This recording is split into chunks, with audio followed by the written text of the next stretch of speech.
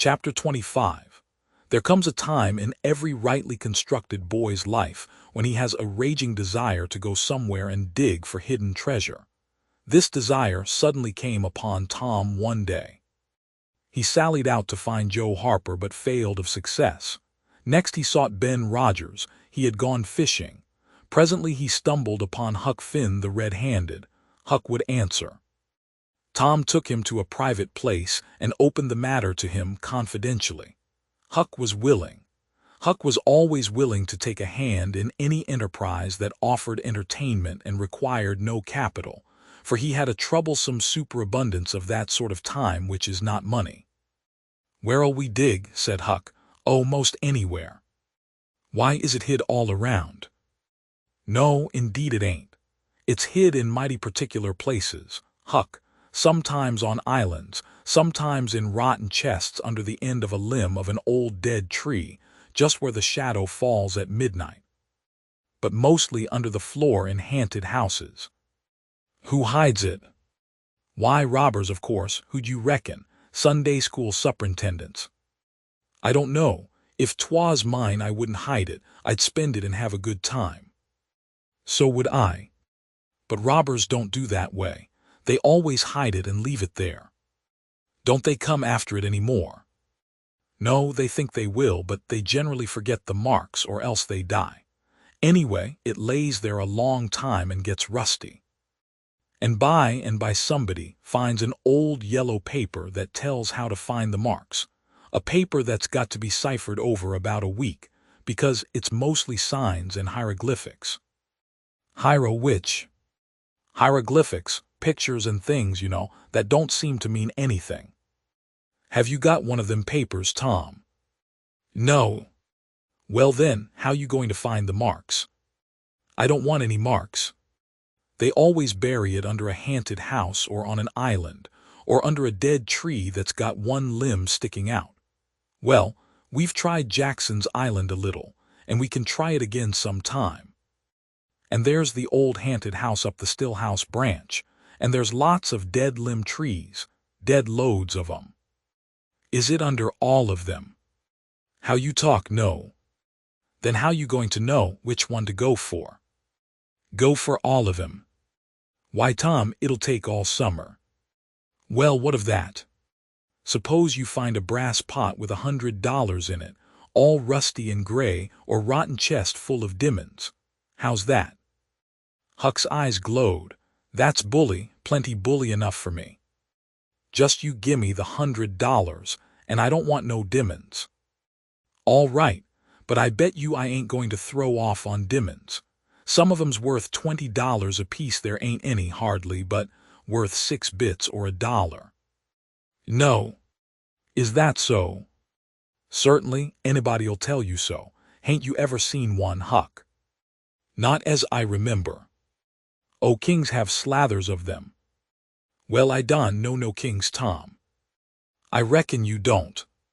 But if you was to go to Europe, you'd see a raft of 'em hopping around." "Do they hop?" "Hop your granny, no." "Well, what did you say they did for?" "Shucks, I only meant you'd see 'em, not hopping, of course. What do they want to hop for? But I mean you just see 'em, scattered around, in a kind of a general way. Like that old humpbacked Richard."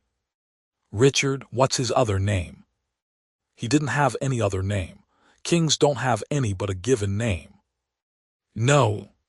"But they don't." "Well, if they like it, Tom, all right. But I don't want to be a king and have only just a given name like a nigger. But say, where you going to dig first?" "Well, I don't know. S'pose we tackle that old dead limb tree on the hill t'other side of Stillhouse branch."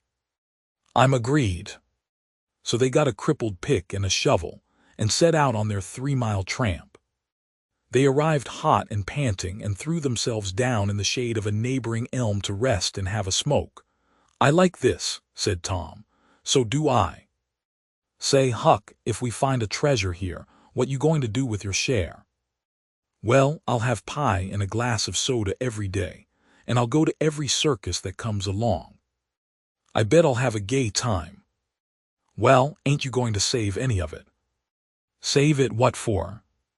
Why, so as to have something to live on, by and by. Oh, that ain't any use. Pap would come back to this your town some day and get his claws on it if I didn't hurry up, and I tell you he'd clean it out pretty quick. What you going to do with yourn, Tom? I'm going to buy a new drum, and a sure enough sword, and a red necktie and a bull pup, and get married. Married? That's it. Tom, why, you ain't in your right mind. Wait, you'll see. Well, that's the foolishest thing you could do. Look at Pap and my mother, fight. Why, they used to fight all the time, I remember mighty well. That ain't anything. The girl I'm going to marry won't fight. Tom, I reckon they're all alike. They'll all comb a body. Now you better think 'bout this a while. I tell you better. What's the name of the gal? It ain't a gal at all, it's a girl. It's all the same, I reckon.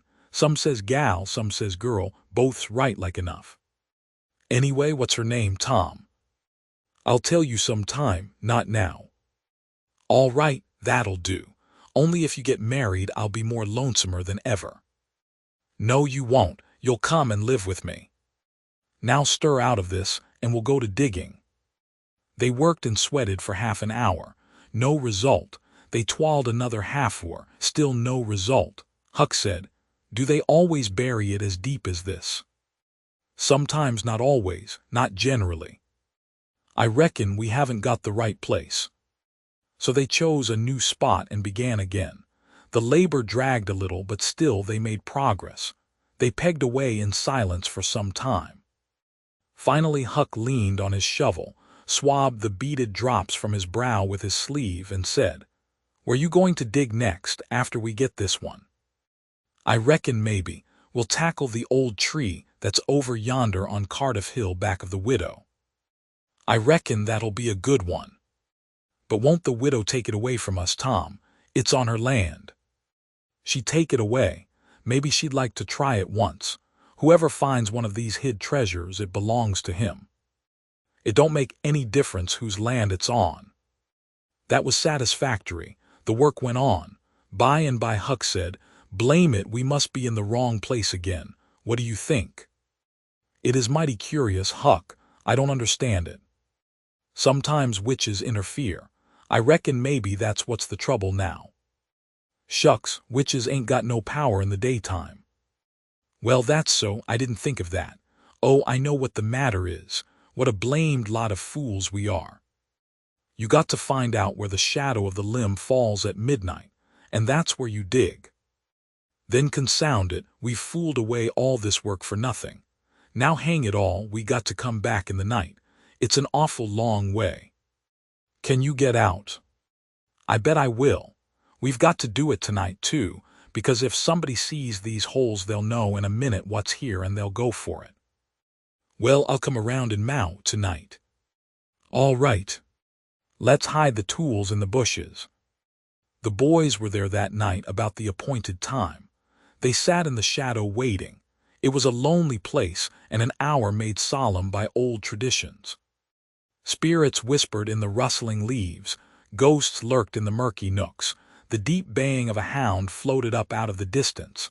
An owl answered with his sepulchral note. The boys were subdued by these solemnities and talked little. By and by they judged that 12 had come. They marked where the shadow fell and began to dig. Their hopes commenced to rise. Their interest grew stronger and their industry kept pace with it. The hole deepened and still deepened, but every time their hearts jumped to hear the pick strike upon something, they only suffered a new disappointment. It was only a stone or a chunk. At last Tom said, "It ain't any use, Huck, we're wrong again." "Well, but we can't be wrong. We spotted the shatter to a dot." "I know it, but then there's another thing." "What's that?" "Why, we only guessed at the time. Like enough it was too late or too early." Huck dropped his shovel. "That's it," said he. "That's the very trouble. We got to give this one up. We can't ever tell the right time, and besides, this kind of thing's too awful here this time of night with witches and ghosts a-fluttering around so. I feel as if something's behind me all the time, and I'm afeard to turn around because maybe there's others in front awaiting for a chance. I've been creeping all over ever since I got here. Well, I've been pretty much so too, Huck. They most always put in a dead man when they bury a treasure under a tree to look out for it. Lordy. Yes, they do. I've always heard that. Tom, I don't like to fool around much where there's dead people. A body's bound to get into trouble with them, sure. I don't like to stir 'em up either. S'pose this one here was to stick his skull out and say something. Don't, Tom, it's awful. Well, it just is. Huck, I don't feel comfortable a bit. Say, Tom, let's give this place up and try somewheres else. All right, I reckon we better. What'll it be? Tom considered a while and then said, the haunted house. That's it. Blame it, I don't like haunted houses, Tom. Why, they're a darn sight worse than dead people. Dead people might talk, maybe, but they don't come sliding around in a shroud when you ain't noticing and peep over your shoulder all of a sudden and grit their teeth, the way a ghost does. I couldn't stand such a thing as that, Tom. Nobody could. Yes, but Huck, ghosts don't travel around only at night. They won't hinder us from digging there in the daytime. Well, that's so. But you know mighty well people don't go about that haunted house in the day nor the night. Well, that's mostly because they don't like to go where a man been murdered anyway. But nothing's ever been seen around that house except in the night. Just some blue lights slipping by the windows, no regular ghosts. Well, where you see one of them blue lights flickering around, Tom, you can bet there's a ghost mighty close behind it. It stands to reason, because you know that they don't anybody but ghosts use 'em. Yes, that's so. But anyway, they don't come around in the daytime, so what's the use of our being afeard? Well, all right. We'll tackle the haunted house if you say so, but I reckon it's taking chances. They had started down the hill by this time. There in the middle of the moonlit valley below them stood the haunted house, utterly isolated, its fences gone long ago, rank weeds smothering the very doorsteps, the chimney crumbled to ruin, the window sashes vacant, a corner of the roof caved in. The boys gazed a while, half expecting to see a blue light flit past a window. Then, talking in a low tone, as befitted the time and the circumstances, they struck far off to the right, to give the haunted house a wide berth, and took their way homeward through the woods that adorned the rearward side of Cardiff Hill.